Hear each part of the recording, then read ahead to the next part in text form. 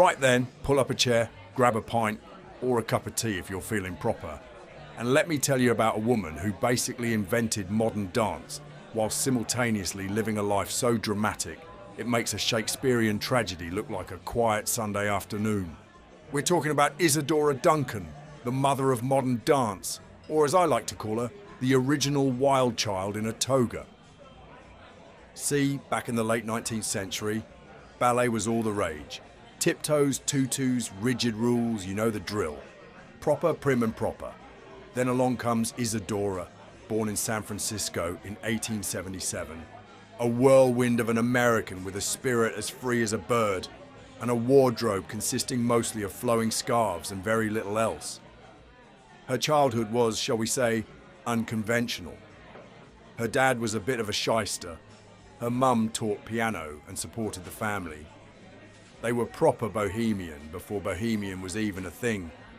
Isadora, even as a kid, hated the structured dance lessons. Hated them!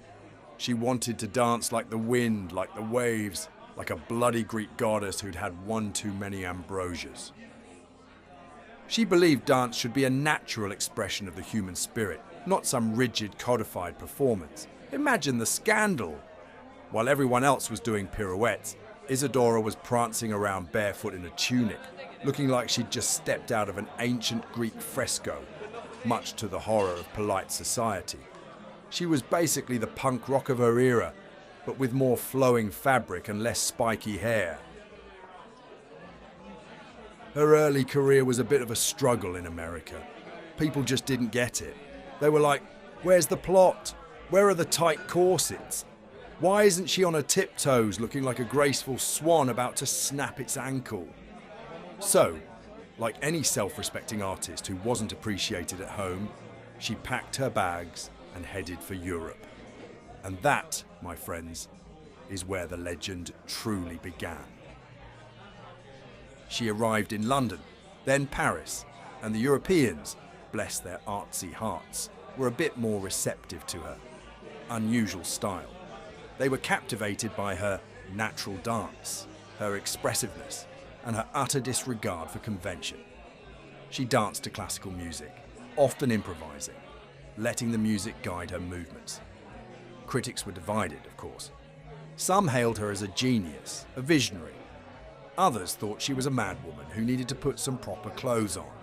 She became a sensation, performing for royalty, intellectuals, and anyone who was daring enough to witness this barefoot phenomenon. Now her personal life? Oh lordy. If her dance was unconventional, her love life was a full-blown hurricane. She believed in free love, which in the early 20th century was about as scandalous as performing naked in Trafalgar Square. She had numerous affairs, often with married men, and openly had children out of wedlock.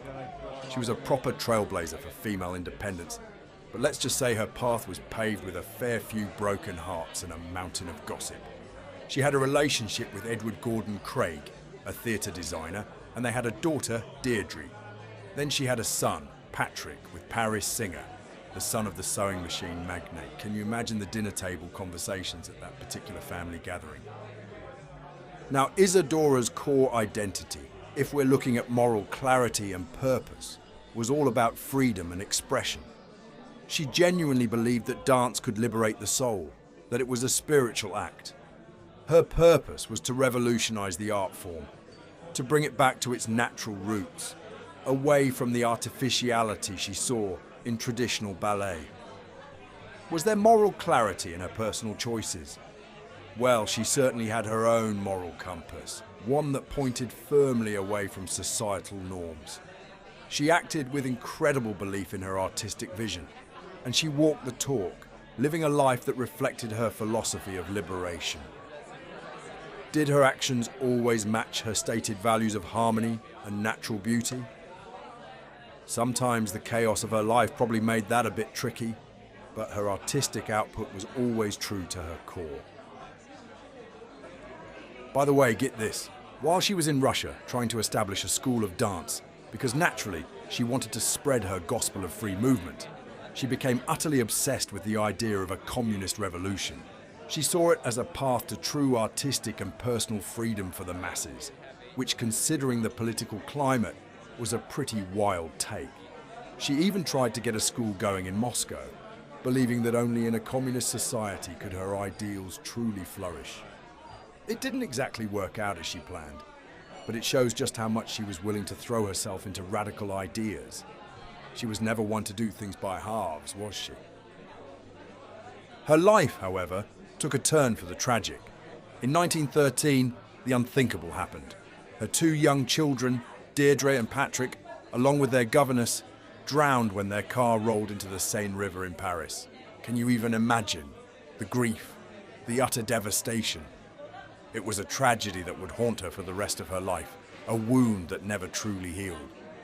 She was never the same after that. It was a cruel twist of fate for a woman who embraced life with such fervent joy.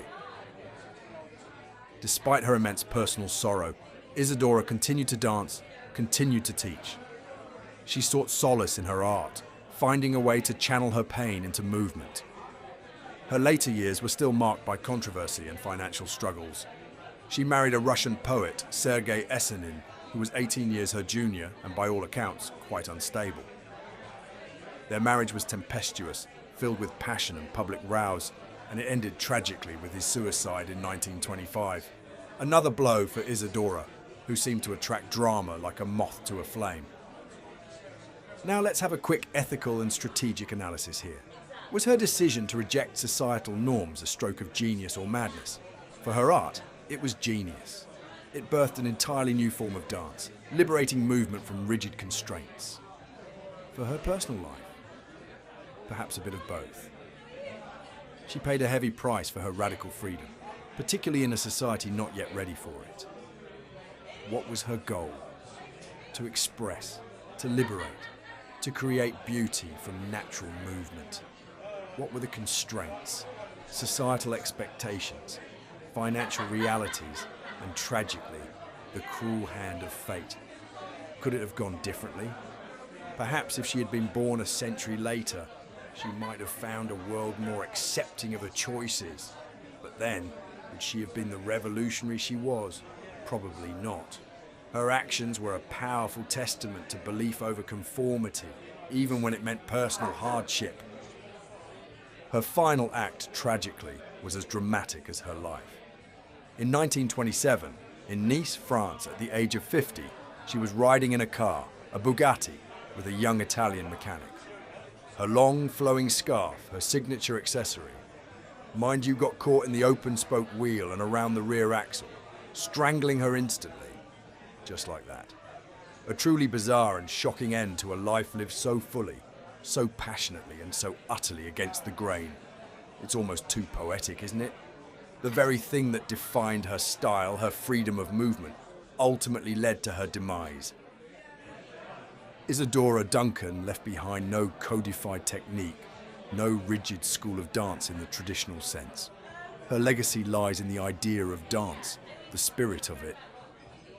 She opened the door for countless choreographers and dancers to explore movement beyond the confines of ballet.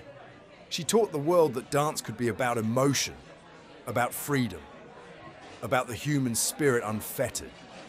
She was a force of nature, a tempest in a toga, and a true icon of artistic rebellion.